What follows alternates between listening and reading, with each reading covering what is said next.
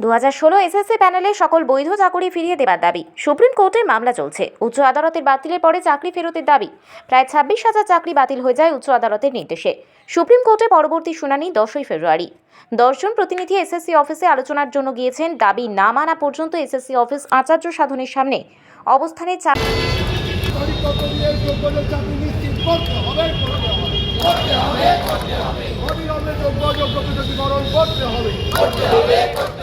অবিলম্বে যোগ্য পৃথকীকরণ করতে হবে।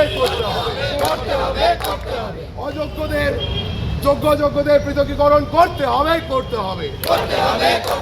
এই দুর্নীতিগ্রস্ত এসএসসি হায় হায় হায় হায়, এই দুর্নীতিগ্রস্ত এসএসসি হায় হায় হায় হায়, এই দুর্নীতিগ্রস্ত শিক্ষা ব্যবস্থা হায় হায় হায় হায়, এই দুর্নীতিগ্রস্ত শিক্ষা ব্যবস্থা হায় হায় হায় হায়। রাজপথেতে জেলায় রাজ্য জুড়ে ধর্মতলায় এসএসসি অফিস পুলিশ ম্যানে রাজপথেতে আমাদের দাবি